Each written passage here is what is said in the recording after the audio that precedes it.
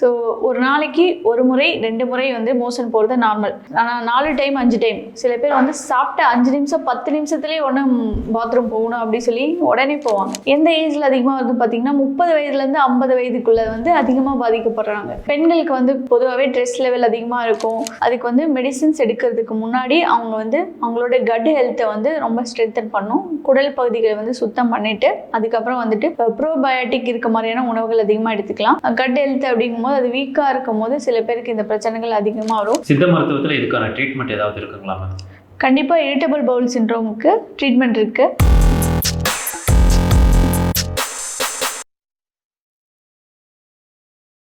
இன்னைக்கு பார்த்தீங்கன்னா ரொம்ப எல்லாருக்குமே இருக்க காமனான பிரச்சனையை பற்றி தான் பார்க்க போகிறோம். IBS சொல்லக்கூடிய இரிட்டபிள் பவுல் சிண்ட்ரோம். மேக்ஸிமம் நிறைய பேர் இதை வெளியில் சொல்ல மாட்டாங்க. வெளியில் சொன்னால் ஏதாவது தப்பாக நினைப்பாங்களோ, கூச்சமாக இருக்குமோ, சம்டைம்ஸ் வெளியில் ட்ராவல் பண்ணுறாங்க அப்படின்னும் போது அவங்களால அதை கண்ட்ரோல் பண்ண முடியாது. இப்போ தானே காலையில் போயிட்டு வந்தேன். ஆக்சுவலாக இப்போ அது நிறைய பேருக்கு வந்துட்டு இருக்கு. இப்போ தான் தெரியுது இதுக்கான சொல்யூஷன் என்ன மேம். இரிட்டபிள் பவுல் சிண்ட்ரோம் அப்படின்னு பார்த்தீங்கன்னா நம்மளோட பவுல் சிஸ்டம் வந்து இரிட்டேஷன் ஆகி அடிக்கடி வந்து மோஷன் போகிறது தான். இது வந்து வெளியில் சொல்கிறதுக்கே வந்துட்டு கூச்சப்பட்டு யாருமே வெளியிலேயே சொல்ல மாட்டாங்க, யார்ட்டையுமே டிஸ்கஸ் பண்ண மாட்டாங்க. ட்ராவலில் மட்டும் பயப்படுவாங்க. ஏன்னா அடிக்கடி ரெஸ்ட் ரூம் போகணும், ட்ராவலில் எப்படி போகிறது அப்படின்னு சொல்லி பயந்துட்டு ட்ராவலே மோஸ்ட்லி அவாய்ட் பண்ணுவாங்க. ஸோ ஒரு நாளைக்கு ஒரு முறை 2 முறை வந்து மோஷன் போகிறது நார்மல். ஆனால் 4 டைம் 5 டைம் சில பேர் வந்து சாப்பிட்ட 5 நிமிஷம் 10 நிமிஷத்துலேயே ஒன்றும் பாத்ரூம் போகணும் அப்படின்னு சொல்லி உடனே போவாங்க. இது நிறைய காரணங்கள் இருக்கு. சில பேருக்கு வந்து அடிக்கடி மோஷன் போறது மட்டும் இல்லாம கான்ஸ்டிபேஷனும் சேர்த்து இருக்கும். சில பேருக்கு என்ன ஆகும்னா டயரியாவும் சேர்ந்து இருக்கும். ஸோ வயிற்றுப்போக்கு அது கூட சேர்ந்து இந்த இரிட்டபிள் பவுல் சிண்ட்ரோம் இருக்கும். இன்னும் சில பேருக்கு ஏதாவது காய்ச்சல் வந்ததுக்கு அப்புறம் இந்த பிரச்சனை வந்து ஸ்டார்ட் ஆயிருக்கும்.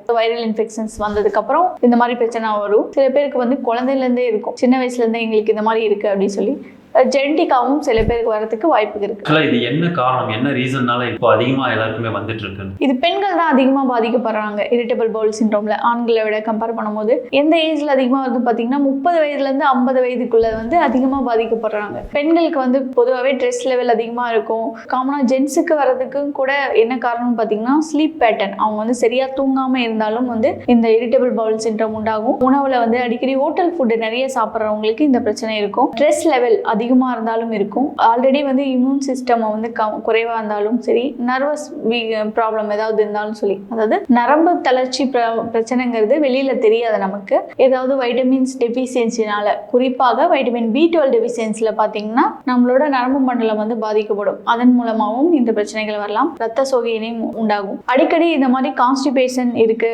டயரி ஆகுது, இரிட்டபிள் பவுல் சிண்ட்ரோம் இருக்கு அப்படின்னா அதுக்கு வந்து மெடிசின்ஸ் எடுக்கிறதுக்கு முன்னாடி அவங்க வந்து அவங்களோட கட் ஹெல்த்தை வந்து ரொம்ப ஸ்ட்ரென்தன் பண்ணும். குடல் பகுதிகளை வந்து சுத்தம் பண்ணிட்டு அதுக்கப்புறம் வந்துட்டு ப்ரோபயோட்டிக் இருக்க மாதிரியான உணவுகள் அதிகமாக எடுத்துக்கலாம். கட் ஹெல்த் அப்படிங்கும்போது அது வீக்காக இருக்கும் போது சில பேருக்கு இந்த பிரச்சனைகள் அதிகமாக வரும். நைட் சரியா தூங்காம இருக்கிறது நான் சொன்னேன். 8 hours ஸ்லீப் கண்டிப்பாக இருக்கணும் அந்த பேட்டர்ன். அது இல்லாமல் டிஸ்டர்ப் ஆகும்போது அவங்களுக்கு ஸ்ட்ரெஸ் லெவல் அதிகமாகி இந்த இரிட்டபிள் பவுல் சிண்ட்ரோம் நடக்கும். அதாவது பவுல் சிண்ட்ரோம் அப்படிங்கிறது நம்மளோட குடல் பகுதிகளில் மூவ்மெண்ட் கரெக்டாக இருந்தால் தான் நம்மளோட நீராகட்டும் அல்லது நம்மளுடைய உணவுப் பொருட்கள்லாம் வேஸ்ட்லாம் வந்துட்டு அது வந்து அதிகமாக இருக்கும். இவங்களுக்கு சாப்பிட்ட உடனே வந்து 10 நிமிஷத்துலேயே பாத்ரூம் போயிடுவாங்க. ஸோ அதிகமாக அந்த மூவ்மெண்ட் இருக்கும். ஸோ அந்த மூவ்மெண்ட்டை கண்ட்ரோல் பண்ணுறதுக்கு என்ன பண்ணணும்னு பார்த்தீங்கன்னா அந்த சிக்னல் நம்ம பிரெயினுக்கு கொடுக்கக்கூடிய அந்த சிக்னல் வந்து அதிகமாக இருக்கிறனால தான் அந்த மூவ்மெண்ட்டும் அதிகமாக இருக்கும். ஸோ சிக்னல் பிளாக் பண்ணோம் அப்படின்னா ஃபர்ஸ்ட் வந்து நம்ம பிளட்ல இருக்கக்கூடிய டாக்ஸிசிட்டியை வந்து நம்ம ரிமூவ் பண்ணணும்.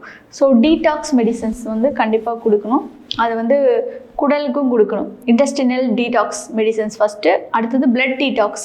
ரத்தத்தில் வந்து ஆல்ரெடி வந்து இந்த சிக்னல்ஸ்லாம் வந்து தப்பாக இருக்கிறனால பிளட் டீடாக்ஸ் மெடிசன்ஸ் கொடுத்து அவங்களுக்கு இதை நம்ம இம்யூனோ மாடுலேட்டர்ஸ் மெடிசன்ஸ்னு சொல்லுவோம். இந்த மாதிரியான மருந்துகள் அவங்க தொடர்ந்து எடுத்துகிட்டு வரும்போது அவங்களுக்கு இந்த பிரச்சனை சரியாகும். எந்த மாதிரியான உணவுகளை அவாய்ட் பண்ணணும் மேம்? இந்த ப்ராப்ளம் இதனால தான் வருது, இந்த ஃபுட்லாம் அவாய்ட் பண்ணுங்கன்னு எதை சொல்கிறீங்க? உணவுகளில் பார்த்தீங்கன்னா இவங்களுக்கு வந்து குளூட்டன் அலர்ஜி இருக்கும். அதனால கோதுமை, மைதா இந்த மாதிரியான உணவுகள் தவிர்க்கணும். அதே போல வெள்ளை சர்க்கரை, கார்பனேட்டட் ட்ரிங்க்ஸ் இதெல்லாம் வந்து அவங்க தவிர்த்து ஹெல்த்தியான ஃபுட் எடுத்துக்கணும். எனக்கு இரிட்டபிள் பவுல் சிண்ட்ரோம் இருக்குன்றது நான் எப்படி ஃபைண்ட் அவுட் பண்ணுறது? மேபி மோஷன் சரியாக போகலனாலும் கண்டுபிடிக்கலாமா, இல்லை ஏதாவது ஸ்கேன் அந்த மாதிரி பிளட் டெஸ்ட் மூலமா கண்டுபிடிக்கலாமா? ஆக்சுவலாக இரிட்டபிள் பவுல் சிண்ட்ரோமை வந்து ஸ்கேன் பண்ணி பார்த்தாலும் தெரியாது, எண்டோஸ்கோப் பண்ணாலும் தெரியாது, கொலனோஸ்கோப் பண்ணாலும் தெரியாது. இது வந்து அதில் கண்டுபிடிக்கவே முடியாது. ஏன்னா இந்த பவுல் மூவ்மெண்ட் வந்து அதிகமாக இருக்கிறது நம்ம இந்த மாதிரி ரிப்போர்ட்ஸ் எல்லாம் எதுவுமே எடுக்க முடியாது. அவங்களே ஃபீல் பண்ணுறது தான். அடிக்கடி மோஷன் போகிறது, இந்த மாதிரி வீக்காக இருக்கேன், ட்ராவல் பண்ண முடியல, இதனாலே மன உளைச்சல் அவங்களுக்கு உண்டாகும். ஸோ வெளியில் போகிறதுக்கே யோசிப்பாங்க இல்லையா, எங்கே ரெஸ்ட் ரூம் இருக்கோ அங்கே தான் நான் போகணும் அப்படிங்கிற மாதிரியே ஃபிக்ஸ் பண்ணிப்பாங்க மைண்டை. ஸோ அதனால ஒரு மன உளைச்சல் அவங்களுக்கு உண்டாகும். ஸோ இரிட்டபிள் பவுல் சிண்ட்ரோம் இருக்கவங்க வந்து வெந்தய குடிநீர் வந்து அவங்க குடிக்கலாம் தினமும். வெந்தயம் வந்துட்டு 1 ஸ்பூன் வீதம் தினமும் எடுத்துக்கலாம். ஆனால் ஆஸ்துமா, வீசிங் இந்த மாதிரியான சளி சார்ந்த பிரச்சனைகள் இருக்கும்போது வெந்தயம் எடுக்கும்போது பார்த்து எடுத்துக்கணும். ஏன்னா அவங்களுக்கு வந்து சளி சீக்கிரமாக பிடிக்கும். ஸோ வெந்தயம் மட்டும் இல்லாமல் தயிர் வந்துட்டு அவங்க காலை வெறும் வயிற்றில் வந்துட்டு மோர் அடித்து குடிக்கிறது மற்றும் நெல்லிக்காய், வைட்டமின் சி இருக்கக்கூடிய உணவுகள் அதிகமாக எடுத்துக்கலாம். ஆட்டோஇம்யூன் டிசீஸ் இருக்கவங்களுக்கு காமனாகவே இரிட்டபிள் பவுல் சிண்ட்ரோமும் சேர்ந்தே இருக்கும். அதே போல் சில வகை தோல் நோய்களில் வந்து வயிறு சார்ந்த பிரச்சனைகள் சேர்ந்து இருக்கும். குறிப்பாக வந்து சொரியாசிஸ் பேஷண்ட்ஸுக்கு இருக்கும். இன்னும் சில பேருக்கு பார்த்தீங்கன்னா பெண்களுக்கு வந்து பீரியட்ஸ் டைமில் அப்டமினல் கிராம்ஸோட சேர்ந்து இந்த இரிட்டபிள் பவுல் சிண்ட்ரோமும் இருக்கிறதுக்கு வாய்ப்புகள் இருக்குது. 60 இயர்ஸ்க்கு மேலே கம்மியாகுது, அவங்க இம்யூனிட்டி லெவல் கம்மியாகுதுன்னும் போது அவங்களுக்கும் க்யூர் பண்ண முடியுமா? இரிட்டபிள் பவுல் சிண்ட்ரோமில் நம்மளோட இரிட்டேஷன் ஆகுது நர்வ் ரூட்டு. அந்த நர்வ்ஸை வந்து இரிட்டேஷன் ஆகிறதுக்கு என்ன ரீசன்னு பார்த்தீங்கன்னா அவங்களோட பிளட்டில் இருக்கக்கூடிய சிக்னல்ஸ் தப்பாக சிக்னல் கொடுக்கறது தான் காரணம்.